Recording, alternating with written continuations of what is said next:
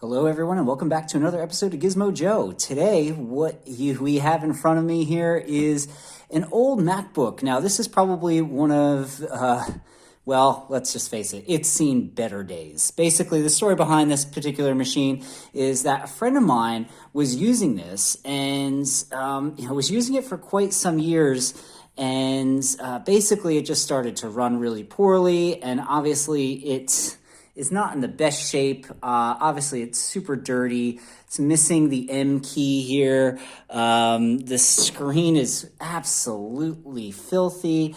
Everything is just sort of, like I said, it's seen better days. It's scruffed up. It's just doesn't look fantastic. One of the weirdest things, though, is if we flick it over, you'll notice that the back plastic panel is completely missing. And it's got these weird sort of, these are like anti-scratch little adhesive things on here. Anyway, the story behind this, my friend said basically, I don't know, something happened to the black back panel here and it was catching on everything. So she just took it off, which I would never recommend you to do because once you remove this back plate here, you're into the logic board and all the ins and bits and pieces to it. Anyway. So this thing was not turning on properly. It was having all sorts of problems. So she gave it to me and said, hey, look, it's an old machine. She wasn't even sure when she bought it. I would say judging by the look of it, because we don't have the back panel, so it doesn't have the serial number on it anymore. But I would say, obviously, this is a plastic unibody model. It's got the curved edges, and it's a bit thinner, so I would probably peg this around 2010, 2011. But I'm not a huge Mac expert, so I could be wrong there. But anyway, it's, it looks okay. It's, but one of the things I did notice while I was playing around with it is that it does boot up. So that tells me that the RAM is okay, but the hard drive doesn't seem to have an operating system on it, or it's dead or whatever. So I'm probably going to have to replace that hard drive. But also the trackpad feels a bit flush with the rest of the computer here, which could indicate that there is an expanded battery in here. Now, Apple said that was unlikely, but in my experience, it happens quite often with these sort of plastic MacBooks, is that the battery, the lithium-ion battery, which sits underneath this trackpad here, it's about yay big, it begins to swell over time, and that's really, really dangerous because obviously they can leak, they can cause a fire, they can do all sorts of crazy stuff. So you want to get that out of there. So obviously I'm going to have to flick this guy over, take out these screws, and open it up and see what we're working with. If I have to remove the battery, I'll remove it, but hopefully I can get it to boot up even without the battery. Anyway, let's take a look inside this thing. Okay, guys, so I've removed the back panel of this MacBook, and as you can see, it's filthy, but it's just what I expected. The battery here is incredibly expanded. This is super dangerous. So essentially what these are lithium-ion batteries, and the sort of chemical reaction that takes place when you plug these guys in and when you use them causes gases to be released over time. Now, some of the gases can become trapped, I think, in the battery, and it causes them to expand. And this is a sort of common problem in MacBooks, especially this era of MacBooks. I know it's kind of hard to see, but I just want to see if you guys can see how incredibly expanded this battery is. So this thing is pretty dangerous. We would definitely want to get it out of here. But if you've ever tried to take a MacBook apart in the past, you know that Apple likes to use what they call security screws. So you'll find, your standard Phillips head screws and stuff, and, you can see some of them here, or actually not there, but, around the hard drive and stuff. But then the battery uses these little, what they call, I think they call them tri-wing screws. They're a real pain because, your standard toolkit does not have these screws in there. Some hardware stores and stuff may sell them, but more often than not, people find them on eBay or whatever.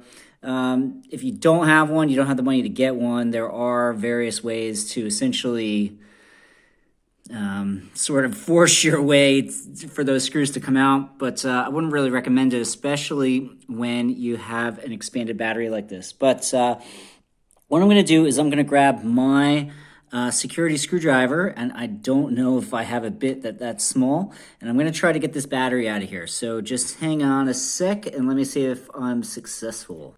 Okay, guys, so as you can see, this battery is just totally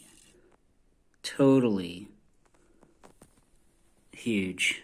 I mean, that is probably some of the worst battery expansion I've ever seen. Look at that. That thing was just popping out of there. Now, this doesn't bode well for our trackpad because obviously that expanding battery was putting a lot of pressure on that trackpad, so I'd be surprised to see if the trackpad works. But as you can see, I removed the hard drive, I removed all the RAM in order to get this battery out. It was a pain. The screws were pretty much stripped.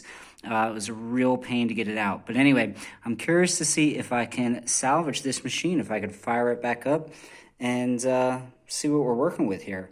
But yeah, that is probably one of the worst expanded batteries I've ever seen.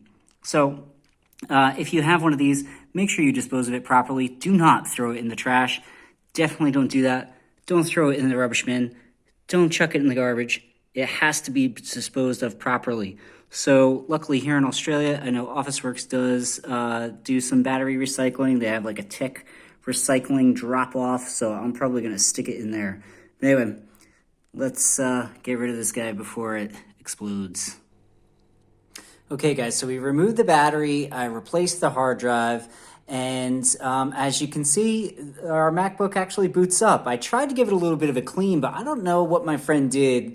It's very brown. I don't know if she spilled coffee or tea or something on it. I'll have to ask her.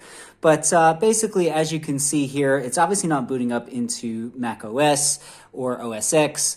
I'm actually running a version of Linux called Elementary OS. Elementary OS is a relatively new Linux distribution compared to some of the others like Ubuntu and things like that. But Elementary OS is pretty lightweight and it kind of mimics the OS X feel. So you have the dock down there, etc. Now, I don't know if you could see here, but obviously the mouse isn't working very well. So obviously with that expanded battery that we pulled out, it definitely had some issues. I can't click on anything either. However, sometimes when I hit the mouse pad, if I just tap it, sometimes that acts as a mouse click. But as you can see, it definitely has some issues. So I'm not sure. I don't really think that this machine is worthwhile to replace that. So, I mean, probably what we're going to want to do is just use an external mouse with this because it seems to have trouble differentiating between left and right clicks. And like I said, it just is kind of wonky when you move it around. So obviously not great. Now that missing M key, we can get a replacement on eBay. I think here in Australia, I found one for about $7 and they're genuine keys. So I might do that. But as you can see, or maybe not, but up here, it looks like Bluetooth is working, and obviously it's connected to my Wi-Fi network. So we can definitely get online with this little machine.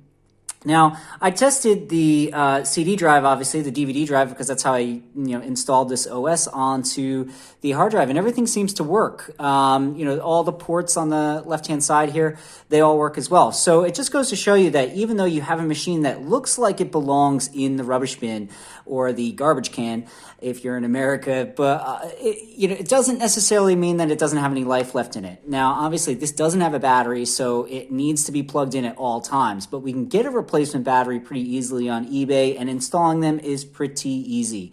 The only thing you got to worry about is having those tri-wing screwdrivers, which are pretty easy to find.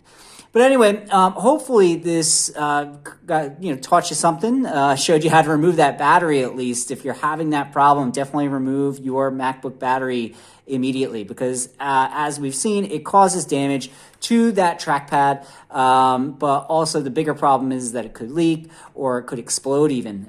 So you definitely don't want that to happen. But I'm going to try to clean this up a little bit more. Like I said, there's definitely some brown gunk on here. I'm not really sure. I tried a little bit, but it definitely looks better than before, I guess. But anyway, thanks for watching, guys. Leave a comment, or don't forget to subscribe if you haven't already, and hit that like button. It helps me out. Anyway, that's going to do it for me. Thanks for watching. I'll be back next week with another video. This is Gizmo Joe, signing off.